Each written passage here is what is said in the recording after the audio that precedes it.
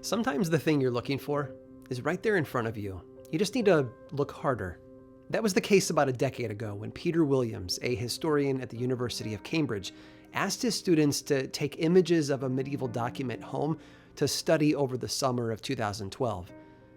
The manuscript in question dates back to the 6th century, so it's pretty old and significant on its own. But it turns out it was hiding something even more amazing. You see, it was actually a palimpsest manuscript, a fancy term for a recycled book. At some point 1,400 years ago, some economical scribe took an older document and washed and scraped it until it was blank again, so they could use it in their own project. But it was never a perfect process, and 10 years ago, student Jamie Clare spotted those earlier shadows.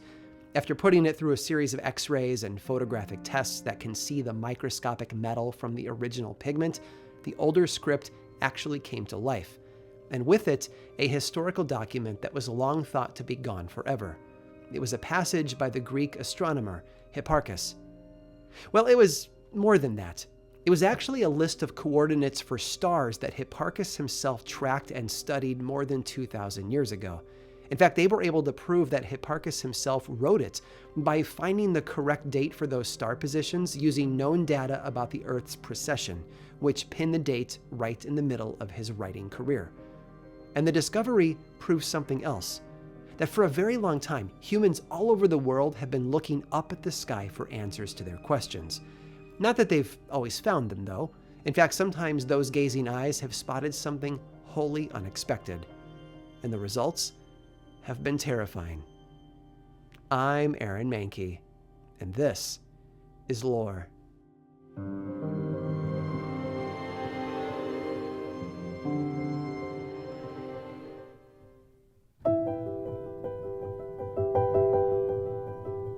If you live near a major city, or even in the suburbs, then you know what you typically see when you look up at night. Almost nothing. Sure, the odd planet shines through, and of course the moon, but most of the view is polluted by our electric lights. But head out into the wilderness, away from civilization, and you'll get a better idea of what our ancestors saw every single night. A sky filled with an uncountable number of stars. In fact, they were so intimate with that view that they started to draw them as collections known as constellations. Now, the first constellations drawn by humans that we can put a definitive date on come from ancient Mesopotamia, way back in 1300 BC. But there's a cave in France that has dotted markings that some archaeologists believe represent stars, and it dates back to over 17,000 years ago. Basically, humans have been looking up and sketching what they see there for a very long time. Now, if I asked you to name some constellations, you would probably mention the Big Dipper or Orion's Belt. But when the Greek astronomer Ptolemy published his chart of stars about 1,800 years ago, it included over 1,000 stars grouped into 48 distinct constellations. Then in the 17th and 18th centuries, astronomers all over the world started making up their own, and the list grew exponentially into the hundreds. The 88 official constellations that we have today were selected back in 1922 by the International Astronomical Union, cutting out all the rest. Constellations like Aranea, the long-legged spider, Hippocampus, the seahorse, the leech Hirudo, and one that was supposed to look like the heart of Charles I of England, who was beheaded in 1649. Yeah. Of course, over the centuries, there were other things that humans decided they could do with what they saw in the sky. There was aeromancy, the practice of divination using the shape of clouds, the patterns of bird migrations, and other atmospheric conditions to predict the future. Sort of a supernatural meteorology, I guess. The ancient Sumerians thought that by tracking the movement of certain stars, they were literally keeping an eye on the gods, watching them move across the night sky. And in ancient China, it was commonly believed that things like visible sunspots or full or partial eclipses were a sign of how things were going to go for the emperor, good or bad. And then there were other things, objects in the sky that people have been unable to identify. And of course, when I mention that sort of phenomena, your mind probably drags up images of the 1940s and 50s, but UFOs aren't just a modern concept, and sightings date back further than Roswell and Rendlesham in Area 51. One early sighting that was recorded in the diary of a public official tells a most unusual story. The writer, John, tells us that a man named James Everall had been in a rowboat with two other friends on a river just outside of Boston when they spotted a bright light in the sky. John tells us that when it stood still, it flamed up and was about 3 yards square. When it ran, it was contracted into the figure of a swine. John, by the way, wasn't a random guy just writing things down for fun. He was John Winthrop, the governor of the Massachusetts Bay Colony. And that diary entry was dated March 1st of 1639, almost 4 centuries ago. And according to the rest of the text, other well-respected citizens came forward to report the exact same sighting. Same night, same place, same unexplainable object that moved quickly and then stopped on a dime. Oh, and Mr. James Everall reported something else that sounds very UFO-ish today. When the mysterious light finally vanished, he and his friends in the rowboat discovered that they had traveled a full mile against the current of the river without remembering that it happened. John Winthrop would go on to record many more similar sightings, but so did a lot of other people over the years. In May of 1900, for example, one woman reported seeing what appeared to be the massive illuminated shape of a cross floating 1,000 feet above her town. Sparks seemed to drip off it as the object zipped around the sky. But when push comes to shove, no one witnessed more dramatic, mysterious visions in the sky than the folks who lived across America in the late 1890s. It was both a national craze and a local experience, and to those who lived through it, it was also the fright of their life.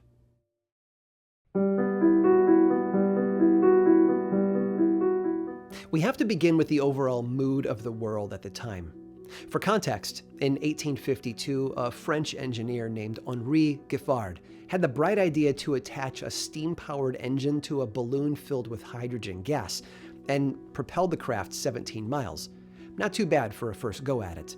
In 1895, a German guy named Ferdinand filed a patent for a fully designed airship. It had a rigid frame covered by a tough skin, which was all filled with hydrogen gas.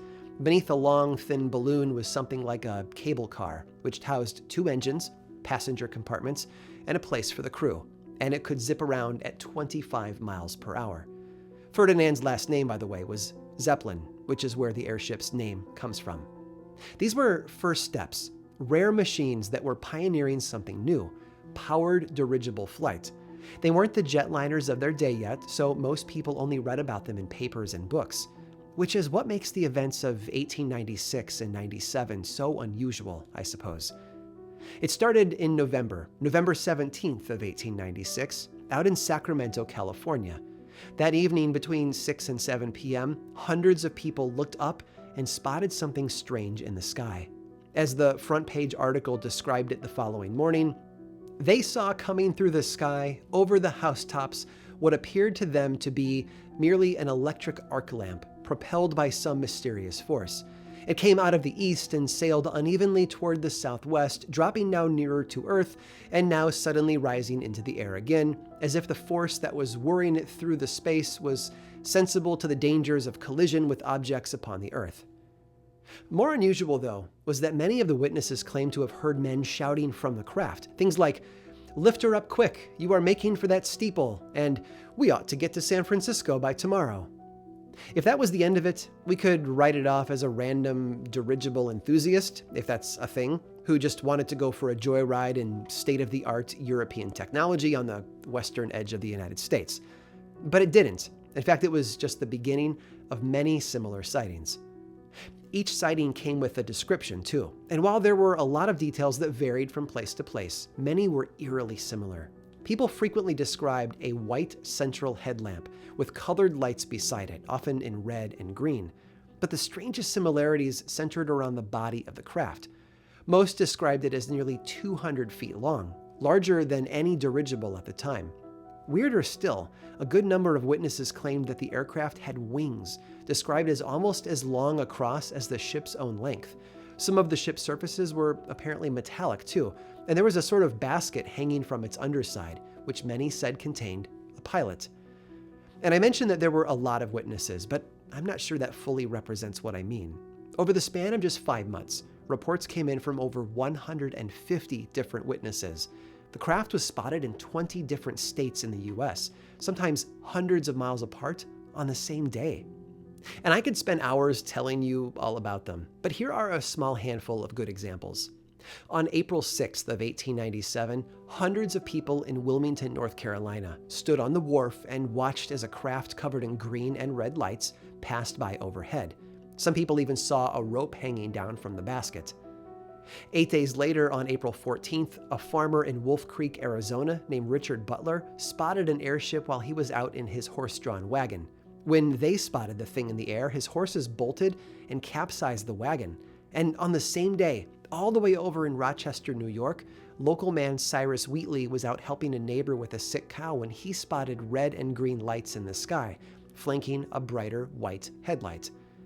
And reading through them, it's easy to assume all of these encounters were benign and safe and from a distance. But in at least one report, things became much more dangerous.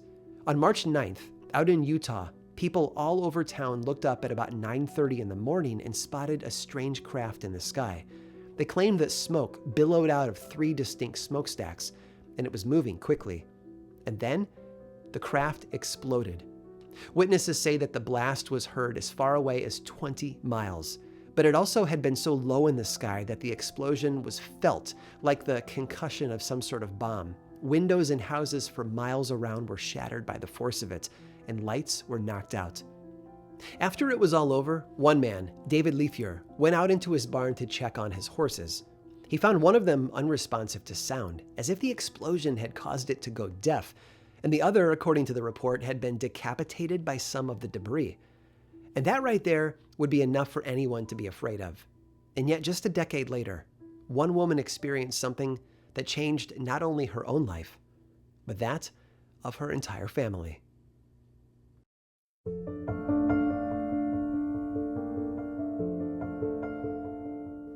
It was 1911, and the whispers of the airship sightings from 14 years earlier had sailed off over the horizon.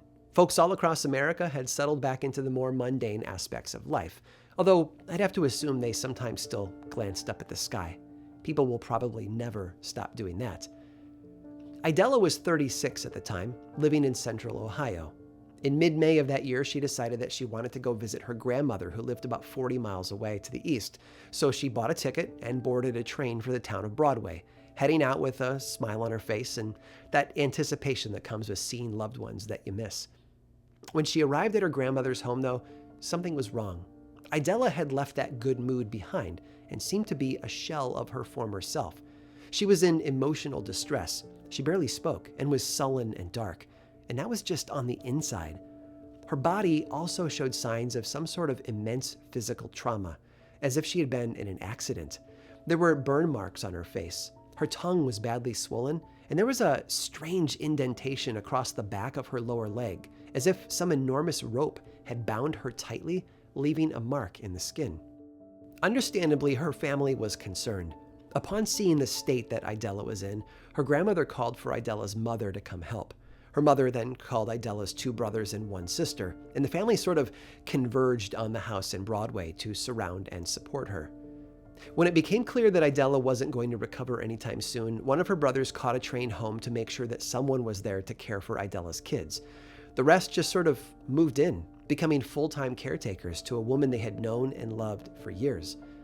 But they weren't hopeful. Idella could barely manage life anymore. And while she would attempt small talk from time to time, whenever someone asked her about what happened, she would immediately become so terrified that she was unable to speak. There were darker days ahead, too. Idella attempted to take her own life a number of times, once even throwing herself into a nearby river until her mother jumped in to save her. But the truth came out one night in the kitchen, as Idella stood at the sink with her mother and her sister Elsie in the room behind her. She told them how, on her journey to the house in May, they had come out of the sky and told her that they were going to destroy everything, her kids, her family, and the rest of the world. She even sat up at night and wrote her experiences down. But according to Elsie, their mother burned those pages every time, out of shame, she thought, for the fantastical lies that they assumed she was telling. By February of 1912, Idella had been sent to a mental health facility in Columbus, Ohio. And a few months after that, she managed to sneak away from the caretakers there and end her own life. A very dark chapter had ended for their family, and on a tragic note. And from that day forward, no one spoke of it again. It was a mystery that the family would just lock away and never tell another soul. But no secret can stay hidden forever. It took 6 decades, but eventually Elsie had to speak out. And the reason for that was because of something she read. You see, in 1972, a man named J. Allen Hynek started an organization that published articles and research of a very particular kind. He had worked for years as a consultant to the U.S. Air Force, but he left after they made it clear that they weren't interested in his unusual ideas. And it was those ideas that Elsie read about in 1973, 61 years after her sister's mysterious encounter and tragic death. Reports of other events that sounded eerily similar to Idela's. Reports of lost time, unexplainable injuries, and talk of someone or something coming out of the sky. It helped Elsie finally put a name to the events that happened to her sister and helped her better understand the physical and emotional damage that she and her family were all witness to. It happened decades before the events at Roswell, New Mexico, but the comparisons were clear. J. Allen Hynek, the man who coined the term close encounter, had inadvertently helped her discover the truth. Idela hadn't suffered through an accident. She had been the victim of something darker. A UFO encounter.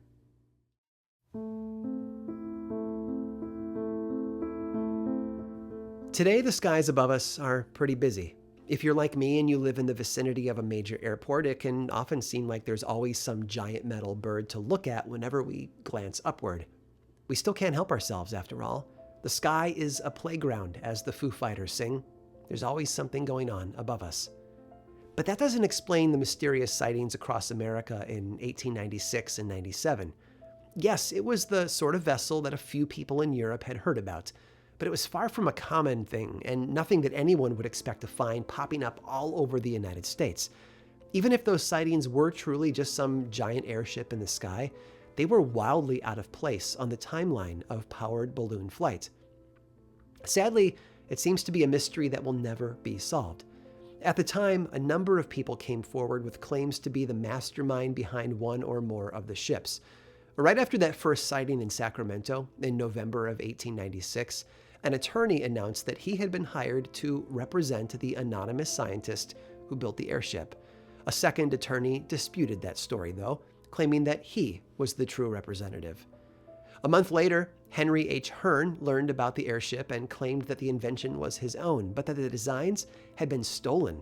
His outbursts of anger turned violent, and he eventually was placed in an institution to make sure that he couldn't harm himself or anyone else. In April of the following year, a woman in Ohio named Eleanor Woodruff started to violently attack friends and family members because they refused to give her the money necessary to build an airship of her own. She too was placed in an asylum.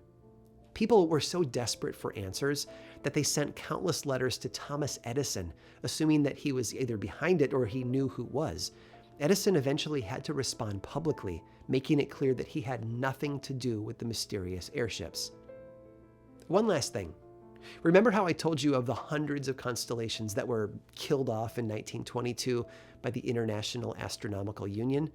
One good bit of news is that all of Ptolemy's 48 original constellations were kept, even if that meant that we lost so many curious and wonderful alternatives in the process. Honestly, this world is a little less cheerful without Scurius Volans, the flying squirrel, looking down on us from the night sky. Oh, and one other constellation that was once common, only to be cast aside a century ago. Its name? Argo Navi, the ship of the Argonauts. A gigantic ship hovering in the air.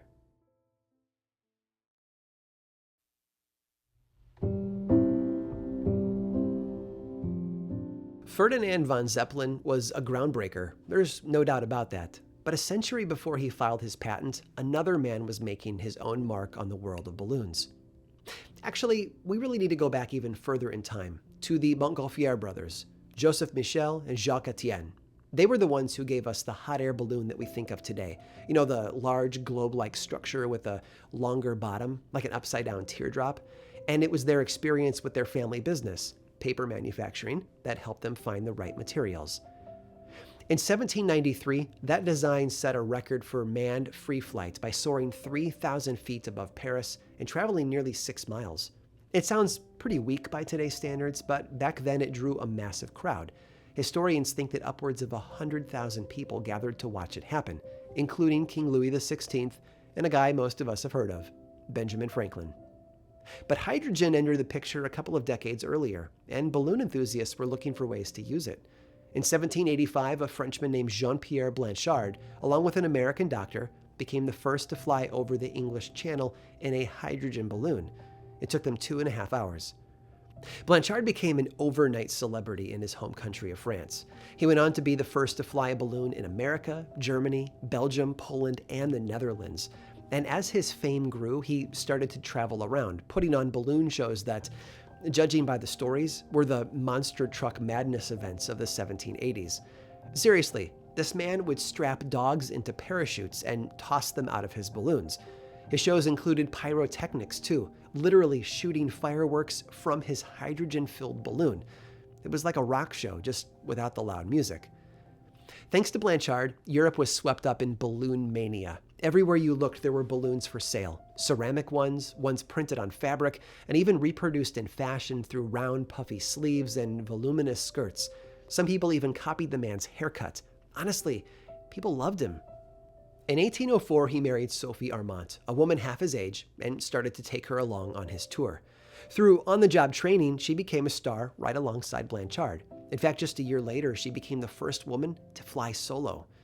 And then tragedy struck. While giving a balloon demonstration, Blanchard had a heart attack and plummeted out of his balloon. It's unknown if the fall ended his life or if he was already dead when he hit the ground, but it seemed as if the balloon tour was over. And yet, Sophie wasn't really ready to walk away. Instead, she kept the show going and just sort of took over. And despite the fact that she was a shy, nervous woman on the ground, once she climbed into that basket and lifted off, she became an absolutely fearless performer. She did it all, too. She launched fireworks from the balloon at her show. She dropped explosives and flew enormous distances. And sadly, yes, she also tossed dogs wearing parachutes out into the open sky. I suppose no one is perfect, right? For 10 years, Sophie was the queen of balloons. Heck, Napoleon named her chief air minister of ballooning and tasked her with planning an air invasion of England, which obviously never came about. 4 years later, King Louis XVIII named her the official aeronaut of the Restoration. It seems that everyone loved Sophie Blanchard. In July of 1819, she arrived in Paris for one of her regular performances, but she and her team noticed that there were a lot more fireworks than normal. Again, her balloon was filled with hydrogen gas, not hot air, and so it's a detail worth mentioning. And she discussed the dangers with her team and almost canceled the show. But at the last minute, she caved into the chants of the crowd, climbed into her basket, and lifted off the ground. There she was, soaring higher and higher above the crowd, wearing a white dress and white hat, waving a white flag. She was an angel, if ever there was one. And then a spark ignited her balloon. Unable to descend due to high winds, she was blown off course. Minutes later, the basket struck the roof of a nearby building, spilling Sophie out and dropping her to her death below. She's buried today in Père Lachaise Cemetery there in Paris. Her epitaph makes sense, too, if you know her story. Victim of her art and intrepidity. But visitors are given an extra hint, by way of an image carved into the stone above it. It's the image of a balloon, engulfed in flames.